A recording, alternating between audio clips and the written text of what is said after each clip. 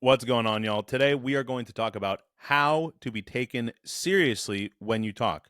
Or you could think about it like we are going to talk about why you're not taken seriously whenever you open your mouth and what you can do in order to increase the chances of you being taken seriously every time that you speak. So, I'm a professional opera singer, right? And I've spent the past, yikes, I'm 34. Oh Lord. I have been training for the stage at the highest levels and have performed at most of the highest levels globally since I was 16. And one thing that is really apparent is that your success as a performer on a given night is largely dictated by the first impression that you make on stage that evening for the audience because it's their first time. Now, this might be when you're doing a Broadway style engagement, you have 8 performances a week and lots of rehearsals before that. So it needs to be fresh for them because it's their first time, even though it might be your, 200th time being in a given scene. When you come out on stage that first time, you've got to make a specific impression on the audience. And the impression has to be this: you are in good hands with me. What that means is that you are not going to catch me acting. You're not going to catch me singing. Everything is going to seem organic and in the moment and spontaneous. That's the goal. It's not going to seem rehearsed, and I'm not going to seem like I am the second cast. Now, how do we do that? How do we give that impression to the audience? How do we make the audience feel at ease so that they can lean back in their seats, turn their brains off, and go, all right, I'm in good hands. This is awesome. It's 2 parts. It's energetic awareness and control of yourself, the aura that you bring to the stage, but then it is also vocal awareness and control. Now, these 2 things do tie into one another and they do complement each other, but if we're zooming way out, going back to the very beginning, we can break them into separate parts.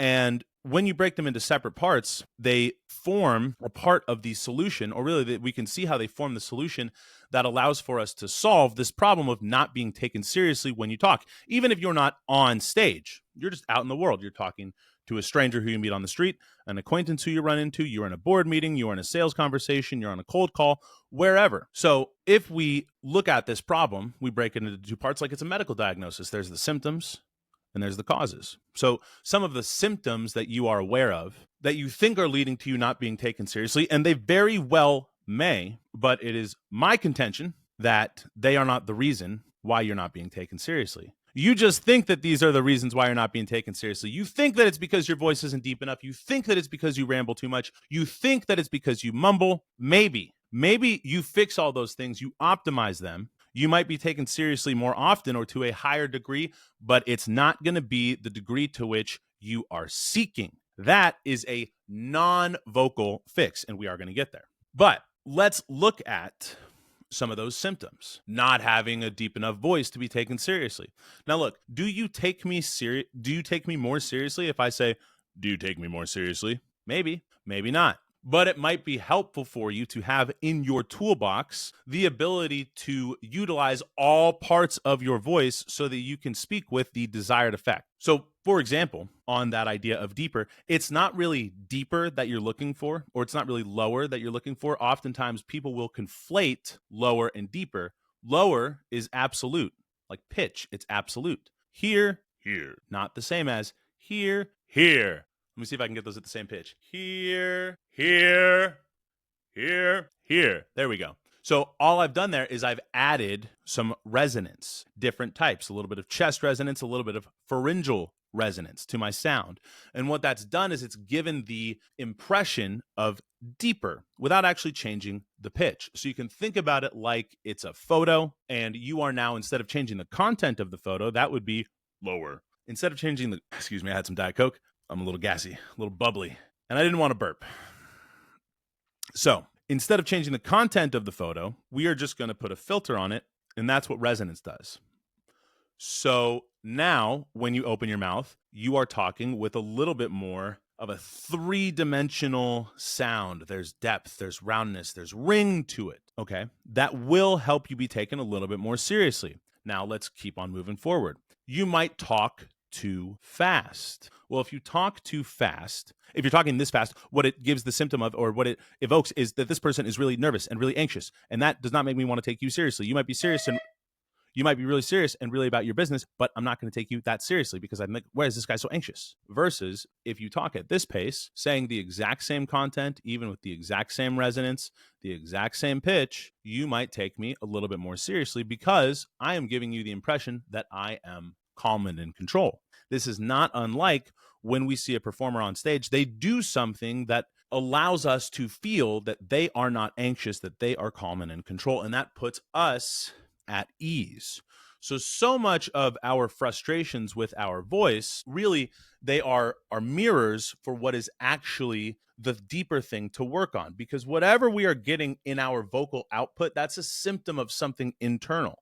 So if you sound anxious, you probably are anxious. If you sound disinterested, you probably are disinterested. So if you sound unserious in this way that is leading you to be taken not as seriously as you would like, it's going to be uncomfortable, but that's an indication for you that maybe you are not either as serious as you think that you are, or you are not as worth being taken seriously as you think that you are. And that's what I mean by it's not really so much about what we are doing with our voice, because you can do all of these things and have the perfect act, it's like a costume that you build. Everything seems like this person should be taken seriously when they talk, but there's still going to be, we can do everything right, but there's still going to be this one element that a discerning audience member is going to pick up on, and it's going to say, nah, there's some incongruency here. This person is not who they are claiming to be. It's like I can put on, it's like we see there's a meme of it from Inglourious Bastards when somebody is holding up, or somebody, holds up the number 3 or the hand sign for 3. It's actually funny. My entire life, I've not really been able to do this. I don't know why.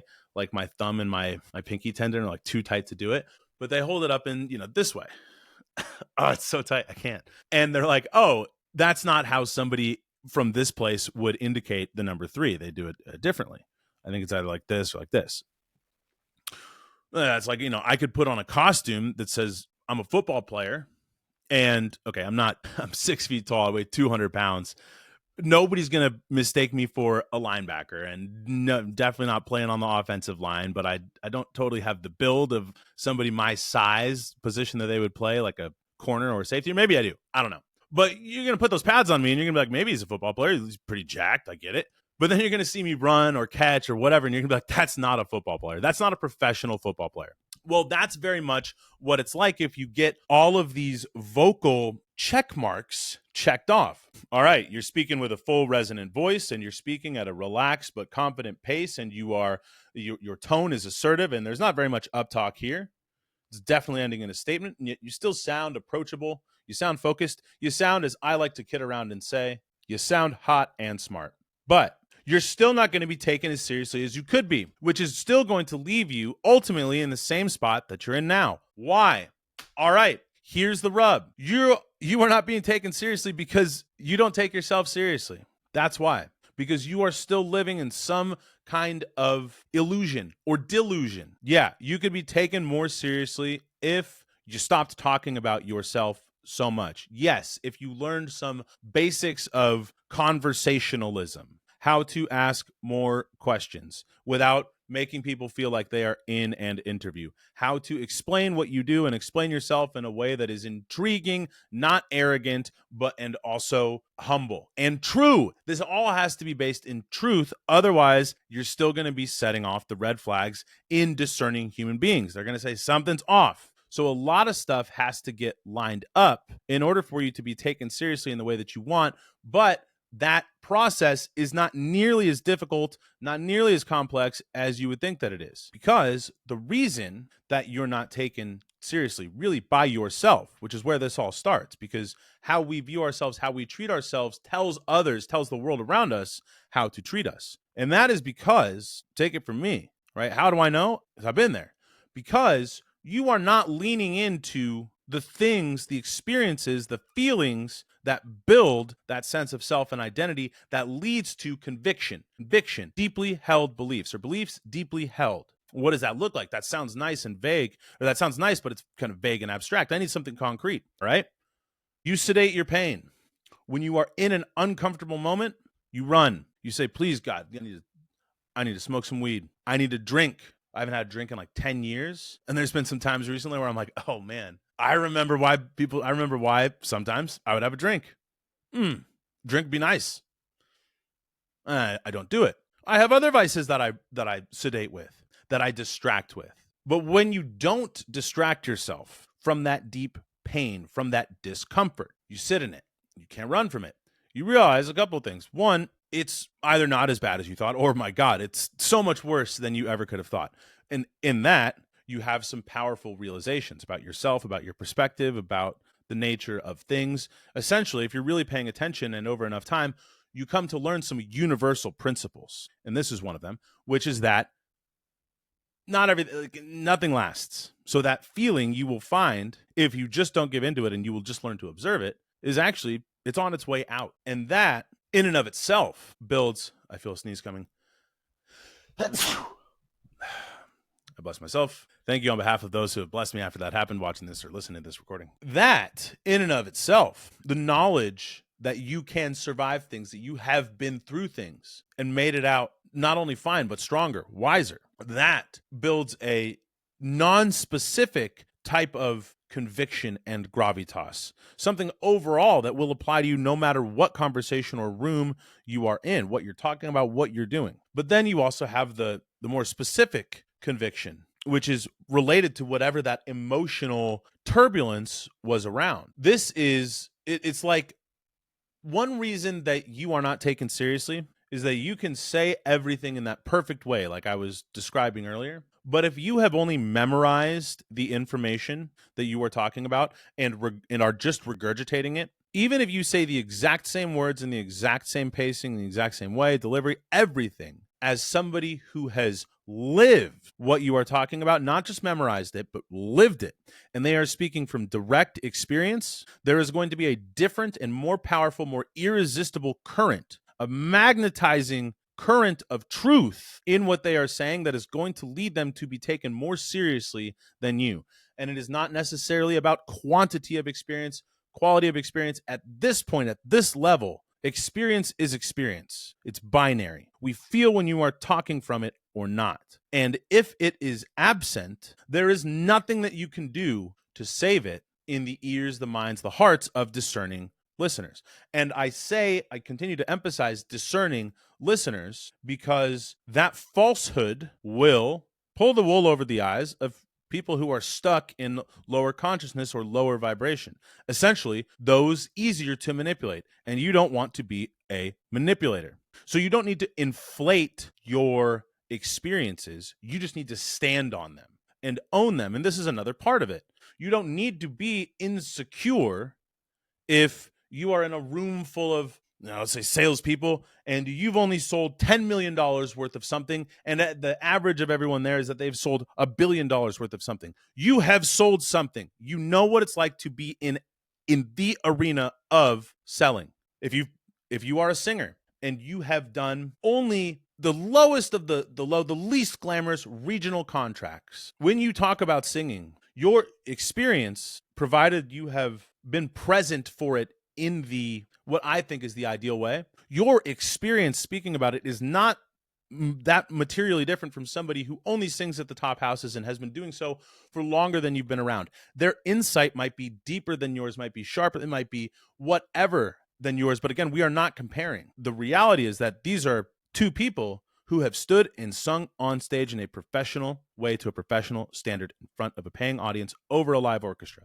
They know what it takes. They know more of what it takes than somebody who has only ever been in an academic environment, and most of their knowledge is not really their own. It is regurgitated from so many books. So the way to be taken seriously, yes, I'm never going to say, forget about your voice, because your voice tells the world who you are. You will find that if you don't focus on your voice at all and you just focus on standing on your own business and leaning into that pain and appreciating and learning and being present for the lessons that you are being taught there, or the lessons that are in front of you there, don't run from it. You are present and you leave with that experience. Your voice will change positively. I've also found in coaching hundreds of clients that if you approach it from the other way, dial in those things in the voice, the convictions and the courage inside of a person will start to wake up. And so then they can be in those pockets with more presence and more courage, because there's a delta that happens. It's like you discover this new voice effectively and you go, whoa,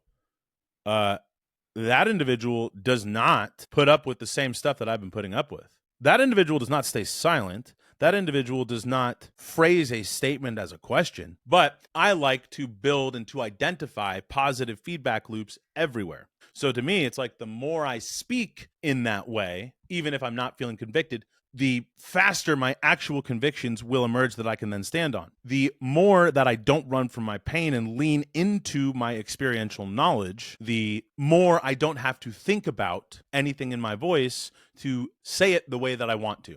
So everything that I'm talking about here, including the non-tangible, because we can't really get inside, but including the non-tangible vocal skills, I teach inside of the 7 skills of tonality.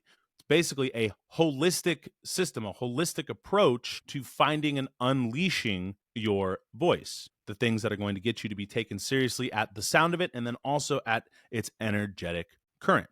So wherever you are listening to this or engaging with this, could be YouTube, could be Spotify, could be Apple Podcasts. In either the show notes or the description, there's a variety of resources, all of which are built on that same philosophy, the 7 skills of tonality, all of which will help you be taken more seriously faster anytime that you open your mouth. So just take a look, grab whatever in there speaks to you. And then seriously, let me know if you have questions on anything that's in there, if you have some big breakthrough, if you want more, just reach out to me at Michael Hewitt 23 on all social media platforms. Guys, I hope that this has been helpful for you. There is so much more that I could dig into on every single little point or aspect of this topic, but I had to get something out on it because it was burning up. So let me know what you think. Like, subscribe, follow, all that stuff. Go forth and speak boldly.